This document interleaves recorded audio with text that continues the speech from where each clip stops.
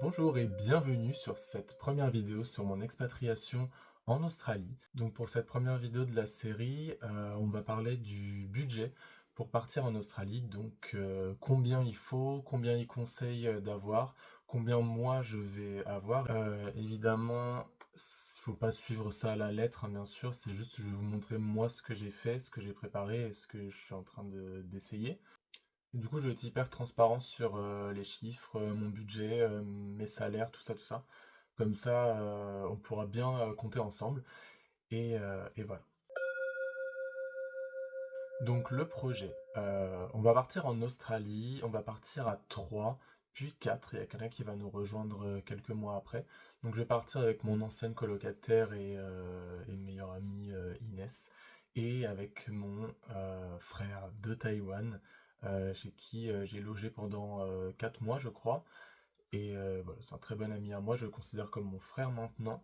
Donc on va partir à 3 le 7 avril. Donc là, aujourd'hui, c'est dans exactement 2 mois. Voilà, on part dans 2 mois.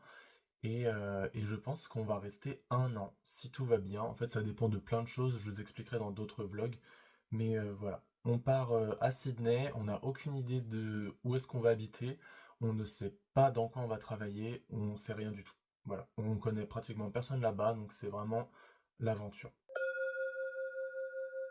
Donc aujourd'hui on va parler du budget. Donc il faut savoir que le gouvernement australien pour le visa vacances-travail en Australie conseille une certaine somme d'argent, mais peu importe la somme avec laquelle vous partez en Australie, il peut tout se passer. Il y a des gens qui sont partis avec 1000 euros et ils s'en sont très bien sortis, sont revenus riches, et il y a des gens qui sont partis avec 5000 euros et ça s'est mal passé.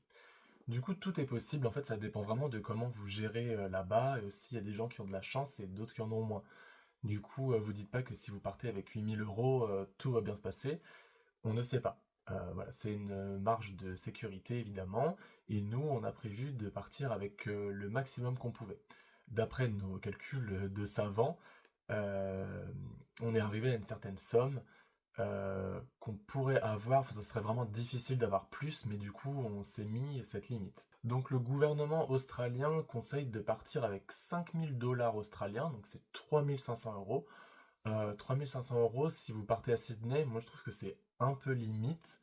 C'est faisable, mais il faut vraiment que vous trouviez un appartement tout de suite et un travail tout de suite.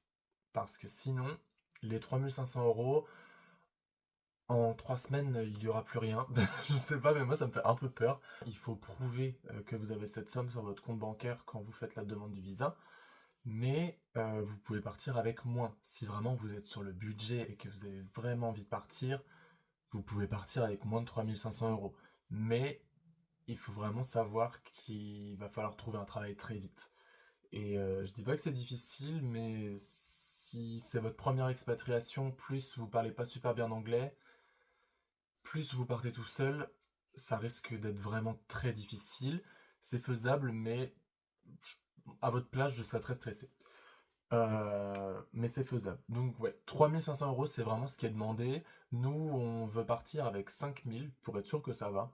Et avec nos salaires et ce qu'on va vendre et tout, on est capable de partir avec 7000 euros. 7000 euros, c'est énorme. Je vous dis pas qu'il faut 7000 euros. Mais moi, je fais cette vidéo pour vous montrer ce que moi je fais, pour vous montrer les calculs, tout ça. Après, vous appliquez à vous. Si c'est impossible pour vous de partir avec 7000 euros, vous dites pas que c'est impossible de partir en Australie. Voilà, nous les 5000 euros c'est facilement atteignable parce que avec nos salaires et on est vraiment motivé pour partir et tout, c'est faisable. Les 7000 euros c'est un peu plus difficile, mais on peut le faire si on se donne vraiment les moyens. Donc on va essayer. Voilà. Euh, voilà, donc 3500 euros c'est ce qui est conseillé. Il faut savoir qu'il faudra probablement plus si vous voulez habiter dans une grande ville, genre Sydney. C'est la ville la plus chère du monde pratiquement.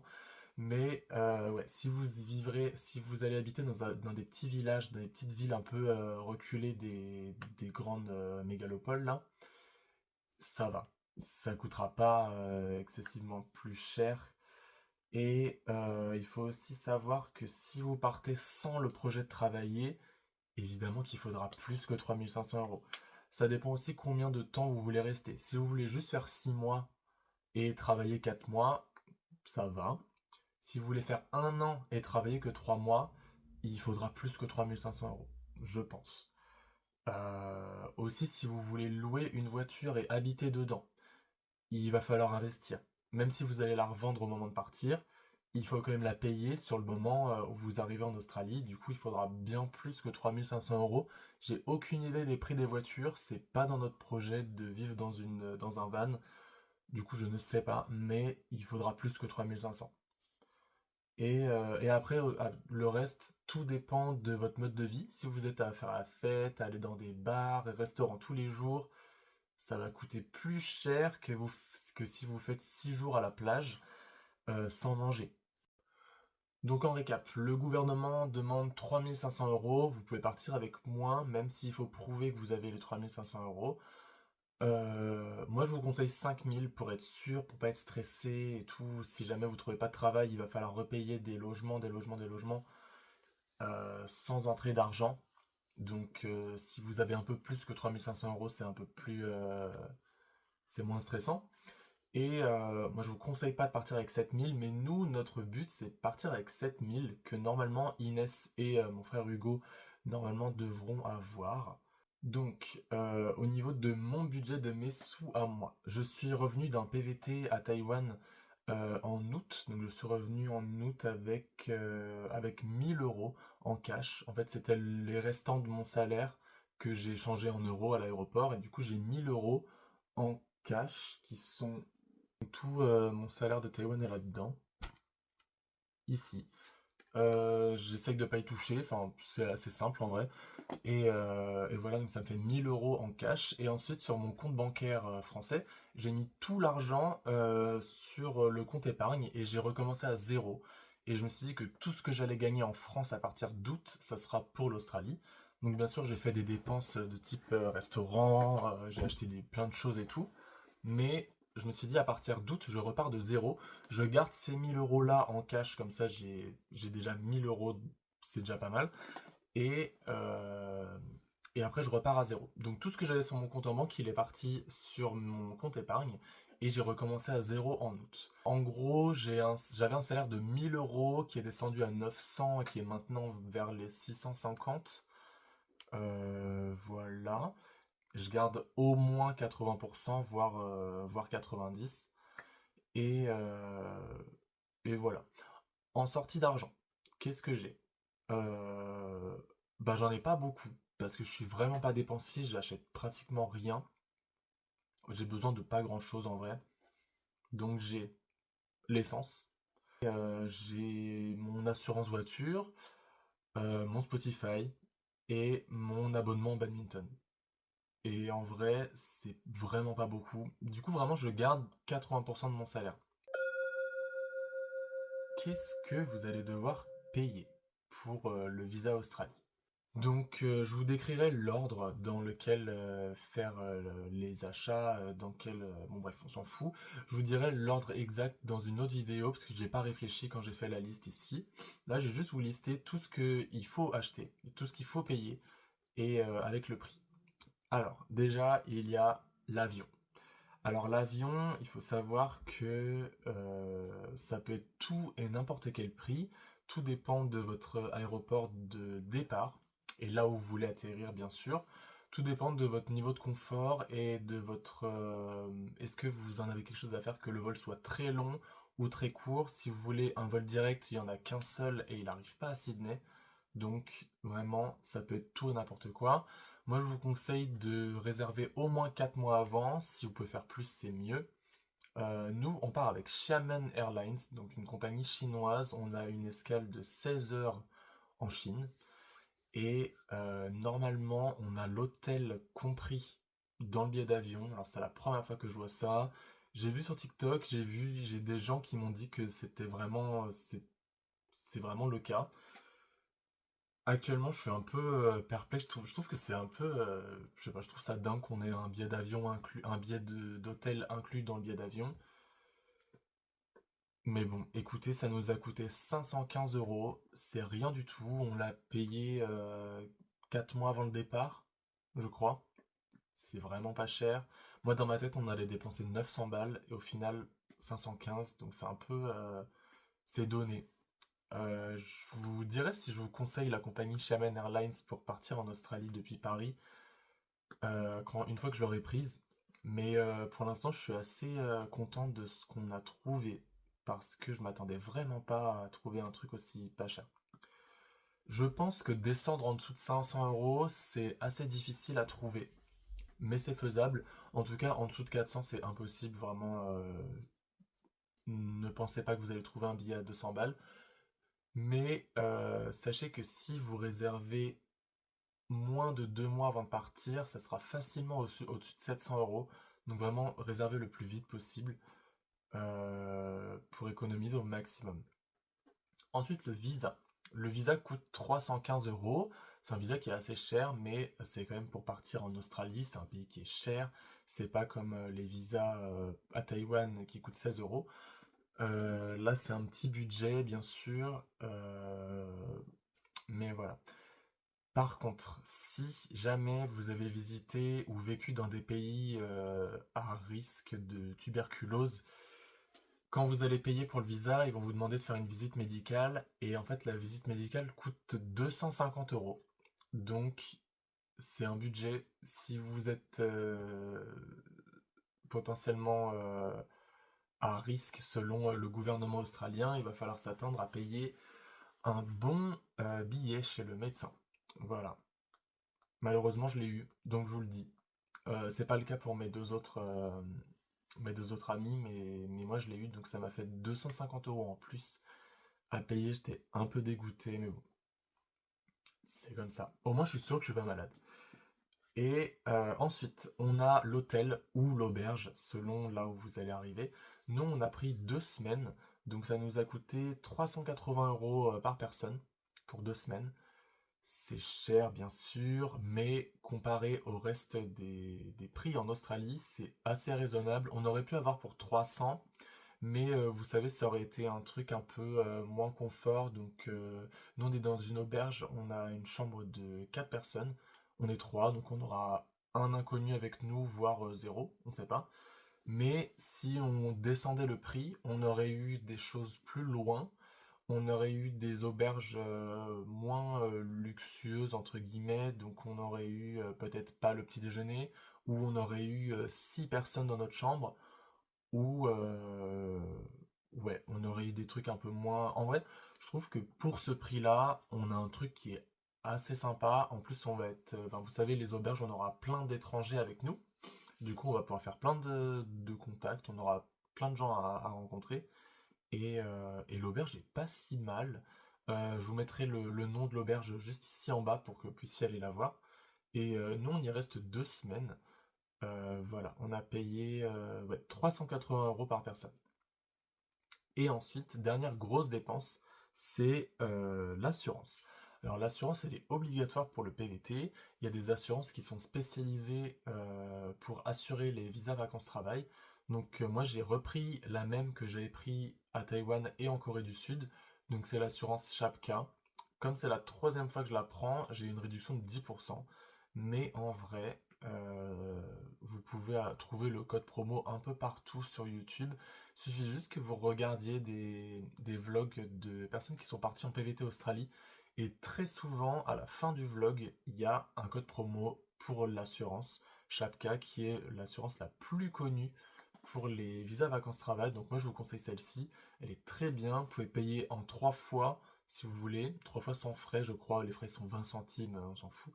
Et également, il y a beaucoup de choses qui sont incluses. Et aussi, ce que j'ai beaucoup aimé, c'est que si vous rentrez plus tôt de votre PVT et que vous avez jamais utilisé l'assurance, donc vous n'êtes jamais tombé malade, vous pouvez faire rembourser le nombre de mois qui reste. Et ça, c'est vraiment bien parce que en Corée du Sud, je l'avais pas utilisé.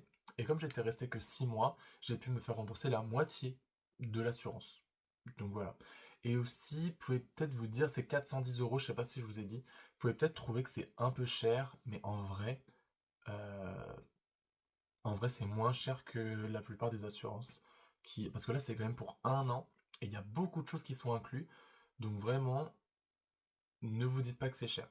Même si vous allez devoir dépenser 410 €, en fait, si vous la prenez pas et que vous êtes malade là-bas, ça va vous coûter plus que 410 dans tous les cas. Donc c'est vraiment très risqué. Elle est obligatoire et c'est vraiment pour une raison, c'est que si vous la prenez pas, ça va être horrible. Vraiment, quand vous allez voir le prix des médecins en Australie, je pense que ça va vous calmer direct. Il faut la prendre. Moi, je vous conseille vraiment celle-ci, elle est vraiment très bien. Et voilà. Aussi, réservez bien votre hôtel en avance parce que j'ai regardé le prix de notre hôtel maintenant. Ça fait un mois qu'on l'a acheté, mais j'ai regardé maintenant et ça avait vraiment explosé au niveau du prix. Euh, il faut savoir que si vous prenez en last minute 2 semaines d'hôtel, ça peut dépasser les 1000 € par personne. C'est énorme. Nous, on les a eu à 380. Donc, 1000 €, c'est 3 fois plus cher. Donc, c'est vraiment dommage. Vraiment, faites le plus tôt possible. Si vous êtes vraiment sur le budget, enfin, c'est dommage de payer plus cher parce que vous avez attendu un mois pour réserver quelque chose. Faites au plus vite, toujours. Parce que l'argent que vous aurez économisé, vous pourrez l'utiliser pour rester plus longtemps ou pour vous faire plus plaisir une fois sur place. Donc en résumé, il faut l'avion. L'avion, je vais vous redire les prix pour être sûr. L'avion, c'est 500 € si vous vous débrouillez bien. Le visa c'est 315 € quoi qu'il arrive. Les frais médicaux, c'est 250 € seulement si vous en avez besoin. Vous n'êtes pas obligé de le compter celui-là. Euh, L'hôtel, c'est 400 € environ pour 2 semaines. Après, il faudra trouver votre propre appartement. Et l'assurance, c'est 410 € en moyenne. Voilà, ça peut être un peu plus. Mais voilà, donc vraiment, ces 5 dépenses-là, bon, les 4 sans compter les frais médicaux, sont les plus importantes. Et après avoir dépensé ça, il faudrait avoir 3500 € de côté. Voilà, c'est ce que le gouvernement conseille, mais il faut vraiment que vous disiez que c'est 3500 € après avoir payé ces 4 choses-là. C'est important. Parce que si vous vous dites j'ai 3500 € et vous payez l'avion, l'hôtel, le visa, l'assurance, il va pas vous rester grand-chose et ça va être trop peu pour partir, je pense. Donc moi, pour mon budget maintenant, donc 2 mois avant de partir, j'ai 1240 € en cash, parce que j'ai eu un peu d'argent à Noël et tout. J'ai 1700 € sur mon compte en banque. J'étais à beaucoup plus, mais en fait j'ai dû payer l'assurance et l'hôtel depuis, du coup ça a beaucoup baissé. Mais en vrai ça passe, vous allez voir. Donc 1700 sur mon compte en banque, et je vais vendre ma voiture, du coup j'aurai 4000 en plus, et j'aurai encore 2 salaires. Donc, sans compter les salaires, ça me fait 7000. Donc 7000, c'est exactement le goal maximum. Plus, en plus des 7000, j'aurai encore 2 salaires que je vais un peu dépenser parce qu'il y a mon frère qui va venir en France pendant un mois avant de partir. Mais sans compter les 2 derniers salaires que j'ai, je suis déjà à 7000. Donc en vrai, ça va. Là, je vous cache pas que la vente de ma voiture me sauve beaucoup. J'espère que ça vous a un peu éclairé sur les budgets pour partir en Australie. Il y a plein de budgets différents, bien sûr, vous n'êtes pas obligé de suivre le mien. Moi, j'ai envie de partir avec le maximum possible parce que je suis un gros stressé de l'argent. En fait, j'ai peur de pas trouver de travail et j'ai peur qu'on ait un appartement très cher. Du coup, j'ai besoin de partir avec beaucoup d'argent. Sinon, je vais stresser. Et ça veut pas dire que je vais l'utiliser, mais vous savez, j'aime bien être dans une zone un peu de confort financier parce que ça me fait un peu peur. La prochaine vidéo, ça sera sur qu'est-ce que j'emmène avec moi en Australie. Donc, je vous montrerai ma valise et tout ce que je mets dedans. Comme ça vous donnera plein d'idées pour que vous soyez sûr de ne rien oublier. Et, euh, et voilà. Donc, je vous dis à bientôt pour la vidéo numéro 2 de notre projet PVT Australie.